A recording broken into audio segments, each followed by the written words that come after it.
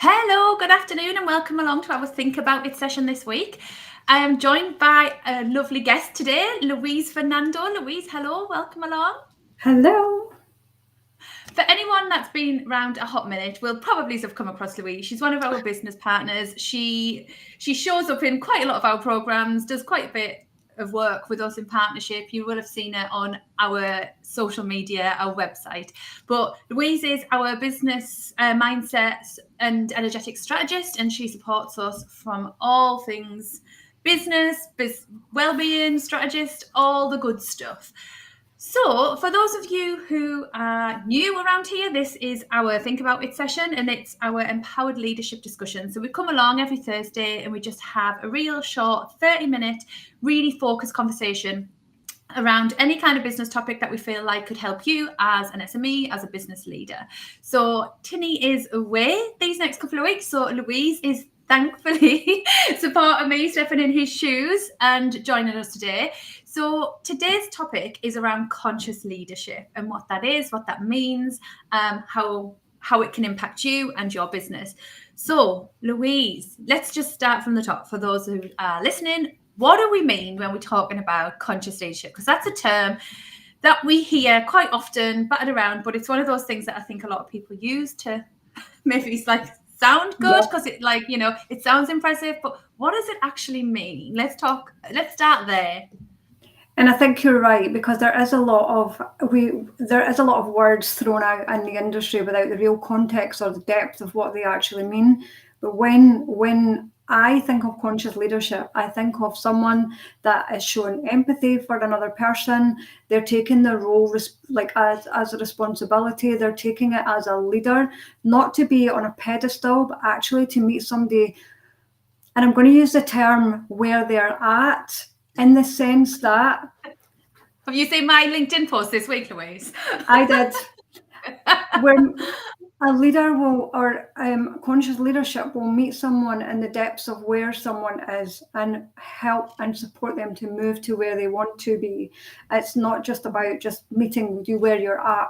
So for me, conscious leadership is very much about who you are when you're showing up, who you are when you're in that role, who you are when you're with your people, the connection, the conversations that you're not avoiding, the commitment and the dedication to not only just yourself, but to help others rise as well. So for me, it is about consciousness. It's about awareness. It's about really tapping into what do we see and what are we not seeing. And I think that you picked up on there about with the team, it's a very collaborative approach to leadership, I feel like, when we talk about conscious leadership. It's somebody that actually cares about their team, they're people-centric, they have a self-awareness and an emotional intelligence level that actually helps them become better managers, and they take into consideration the feelings of others, the actions that they have and the impact on others. And I think there's a lot of around responsibility and conscious leadership when we talk about it. And I think it starts with responsibility of self and that self-awareness piece for sure.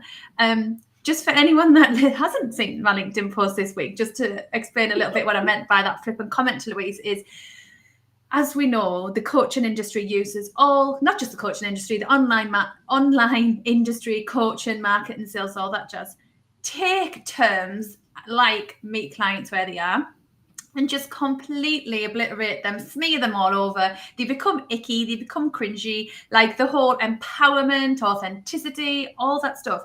And it really gets me because terms such as meet clients where they are, which I'm seeing all over at the moment. I'm seeing every single bloody online coach, strategist, mentor, whatever they are, using that term, but it almost devalues the term. And it's like, it actually has real proper meaning. And for those that are fully accredited, trained, qualified in their skill, knows how important that term is. But now you almost feel scared to use it at the risk of sounding icky, So important it is, especially when we talk about conscious leadership, because it's an awareness of the other person and where they are and adapting and meeting them where they are and what they need, right?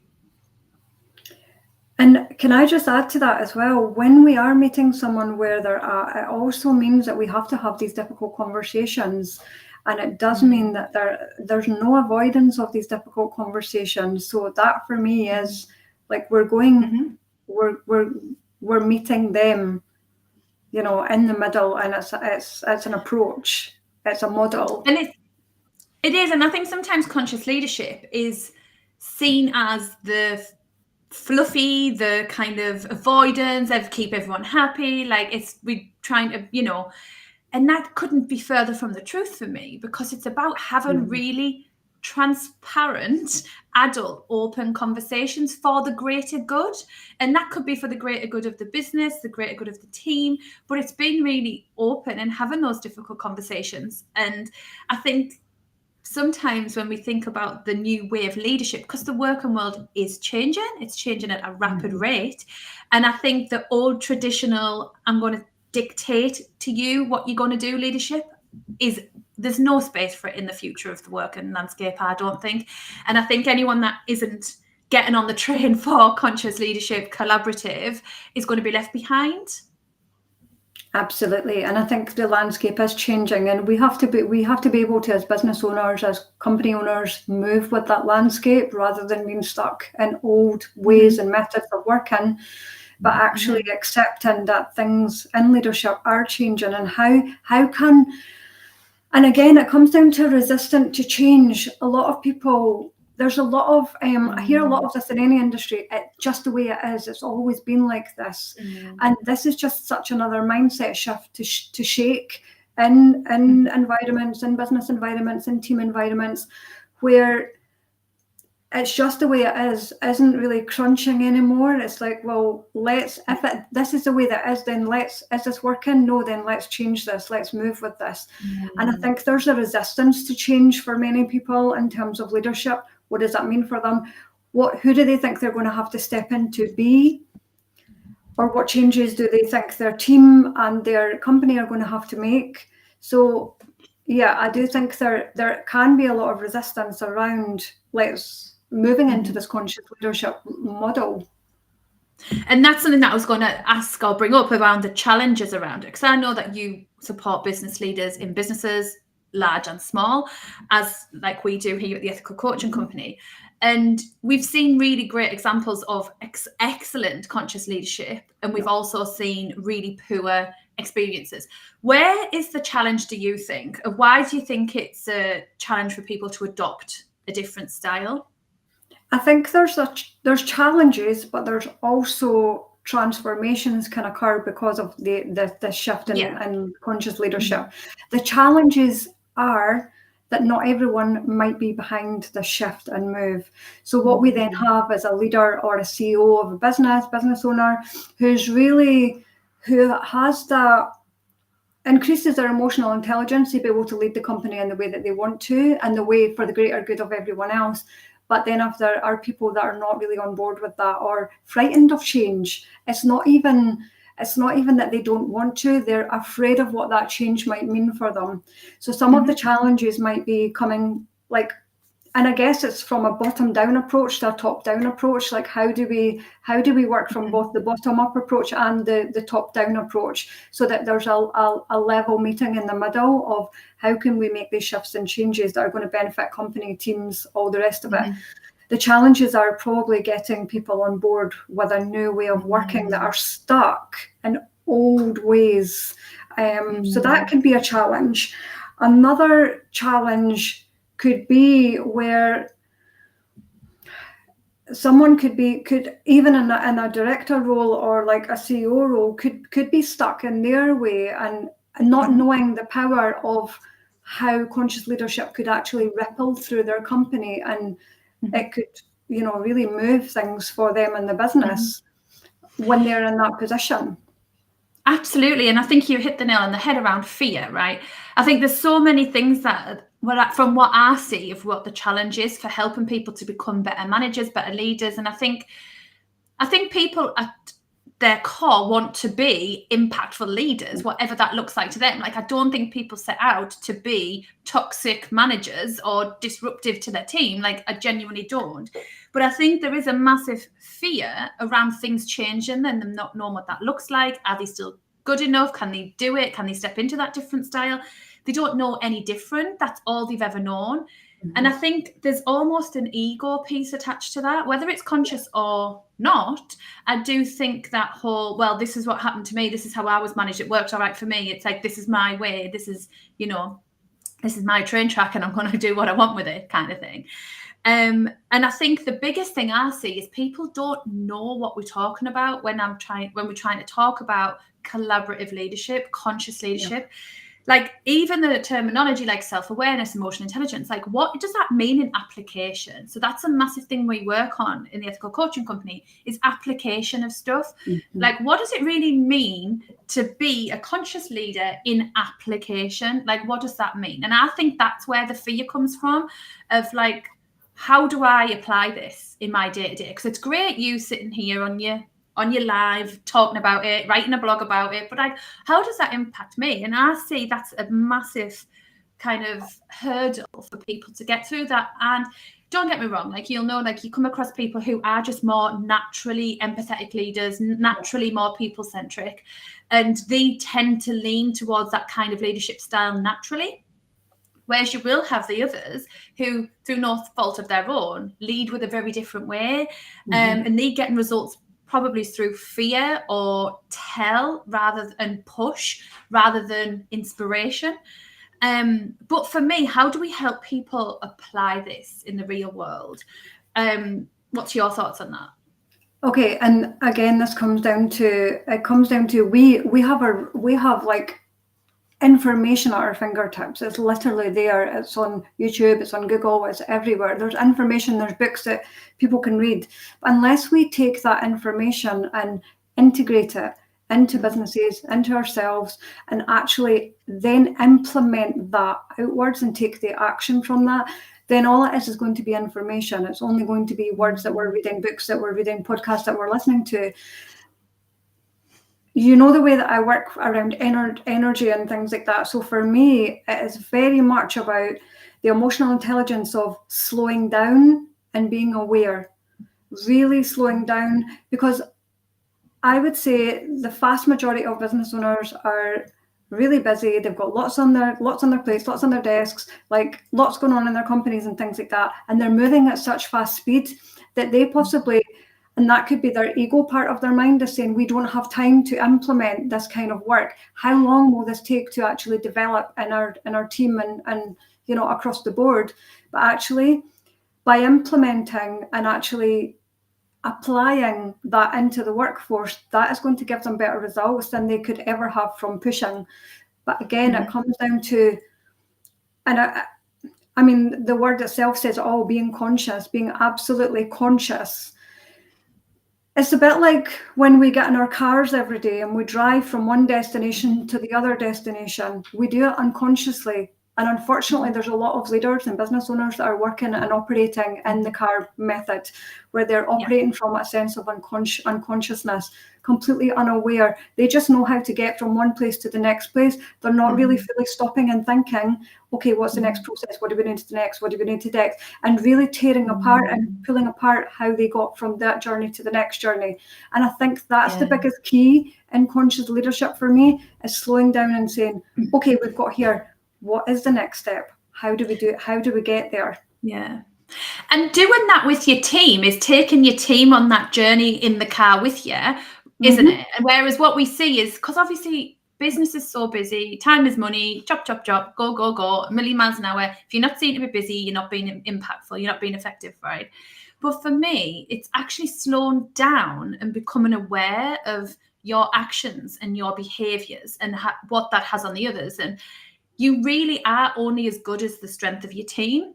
And unless you inspire your team, unless you lead that team, you almost underpinning or dragging that team along for the ride. It's like you're in your car driving, subconsciously dragging the team with you behind. And yes, you might get over the finish line. Yes, you might kind of get there and get the results. But is your team going to be engaged? Are they going to be committed? Are they going to be loyal? Are they going to give their all for you and the cause of the business? Probably not, because you're going to get there and you're all going to be absolutely burnt out, sick, fed up. Whereas actually, if we just take a minute of awareness and understanding of the impact of our behaviors and actions, and think of the perspective of others, I think you're much more likely to get there stronger and get over the line as a team and achieve probably better results because you've got much more committed, engaged team members with you. And I think, sorry, Louise, a big part of that, I think, is the communication piece of how you communicate in all aspects, whether that's how you communicate verbal, non-verbal. Do you know what I mean? Yeah, 100%. And a lot of languages is non-verbal, you know, so it's being aware of how you're presenting yourself with your team members or how you're presenting yourself in your business, and being aware of the subconscious nuances that can play out, that it's the hidden parts of us, that we have to bring up to the conscious level and layer to be able to see that, you know, there's a different way of doing things, or we can bring that up. Otherwise, what we then have is a car journey that's going with the team from here to there, and we get there and the people in the back seat say to the driver, how did we get here? Could we have done this a different way? I know a quicker route. No, this is how we've always done it. This just gets results. Rather than listening, if we're a conscious leader, we're listening to our team members and we're saying, okay, let's try this, let's adopt this, let's see if this works. And we're looking at different angles, different perspectives, and different ways of working, rather than saying, here we go. It's a done deal. It's my way or no way, isn't it? So I think there's a other bit, because when we're talking about the application, so just to kind of summarize everything we've said, subconscious, we've talked a lot about that, is like the application is awareness, slow down, understanding of the actions and behaviors of you and others, perspectives of you and others.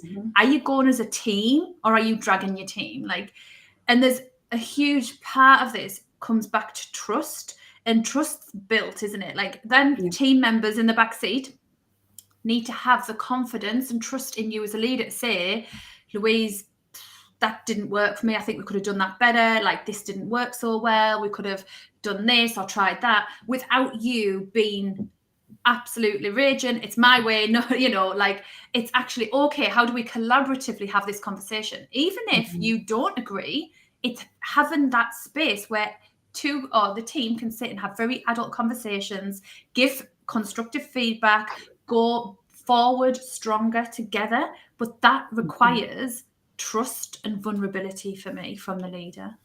Yeah, 100%. And also understanding other people's strengths, like allowing people to be in their genius, like allowing them to be in their genius, but allowing the others to be in their genius and recognizing them for their genius.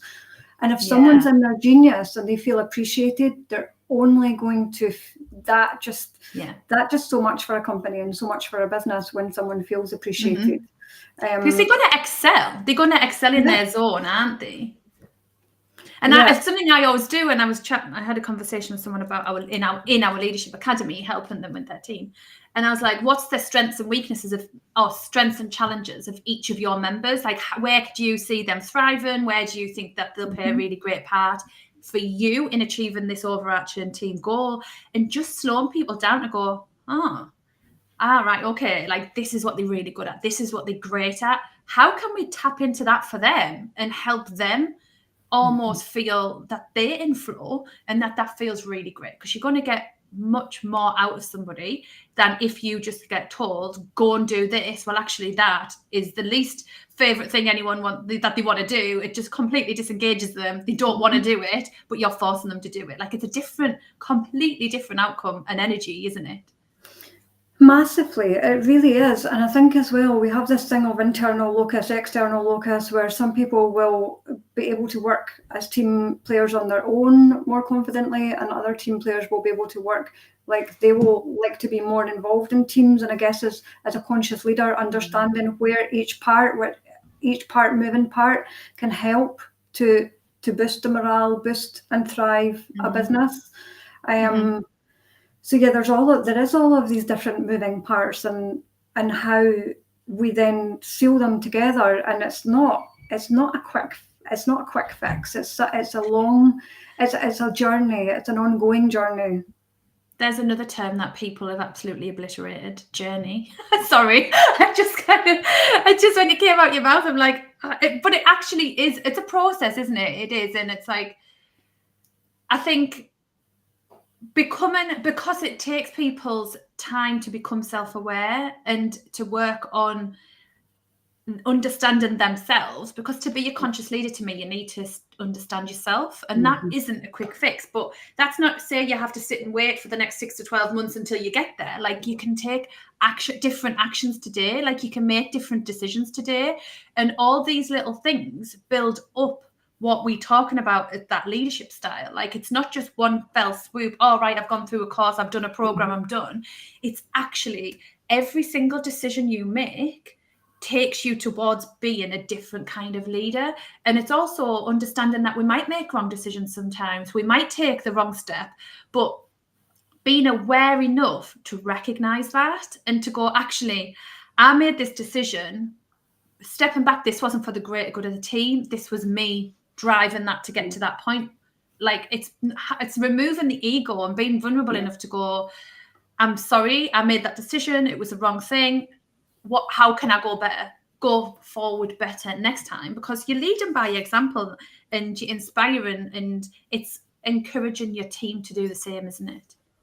And it's conscious choices. People can make a conscious choice that is not for the greater good of their team.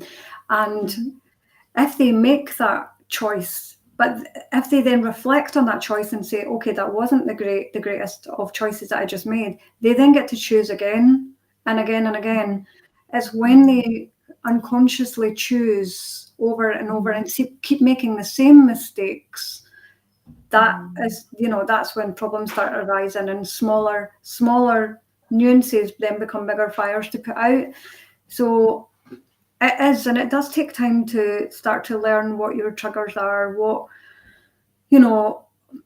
reflection is key for anything, any session that you're having, any management meeting, every single thing that we do. I personally believe we should always be reflecting. We should be walking away and going, how did that go? How could I do differently? And I think, sorry, my cat's meowing. The industry we work in, self-reflection is just, and I've said this before on this podcast, we reflect all the time as coaches, because as part of our conditioning as being a coach, as a part of our training, all that, we reflect so much. Like, it is literally like self-reflection every minute of the day, and your brain just automatically goes to, what went well there? How did I behave? Could I have done something different for that outcome? What responsibility did I have in that? What part did I play in that? But when we start supporting people in business that's maybe never done self-reflection, it's almost a little bit of like a fish out of water. Like, oh, this feels a bit odd. Like, why am I doing this? Like, why do I need to do that? Can you not just tell me that? Yeah. And I feel like everyone should be more self-aware and everyone should reflect, but I think it's just so not the done thing in the business world. But I think that's why people that have gone through really impactful business coaching or some kind of like leadership training or whatever it might be, but done it with someone who's going to help them self-reflect, really has that transformational change in perspective versus just pushing of information. And I think it is that ability to stop and self-reflect, because that takes a lot of practice to stop us just going back into the status quo of like, well, this is how I always have done it, so this is what I'll always do, Okay, so just to wrap us up and to summarize, I feel like we've spoke so much about that. Hopefully we've inspired you who's listening to either go and find out a little bit more about conscious leadership, become more conscious about your own leadership style, and that hopefully we've explored the benefits of doing that. But have you got any resources, Louise, where you can send people to? Is there anything that you use that just people can go and find out a little bit more if they want to become more of a conscious leader? Yes, one of the books that I often send to clients is the 15 Commitments of Conscious Leadership. So it's about above the line and below the line leadership, tapping into your zone of genius, also being more consciously aware about your emotional intelligence and things like that. And this is by Jim Dethmer and Diana Chapman. It's an incredible, incredible book. It was one of the first books I read in business 8 years ago. And it is like my mini Bible. Like, if there's a reference point, I always come back to this. So it's an incredible book. So if you're looking to be a conscious leader, again, what I want to say though, it's not just about reading the book. It's about taking the book and applying it piece by piece, Yeah. moment by moment, week to week, even taking small chunks and just applying that into your practice and into how you show up as a leader. Because we can all read podcasts and books and all the rest of it, but if we're not applying them, then it's just information. Yeah, absolutely. And we're here for transformation, not information. So the top 3 takeaways from today's session, I've got 2. I'm happy to hear what you want the third one to be. But I think it is first one is self-awareness. Start to reflect on your behaviors, your actions, your decisions, and the impact it has on your team. Application of this stuff, like how are you applying it? And what would you like the third one to be, Louise?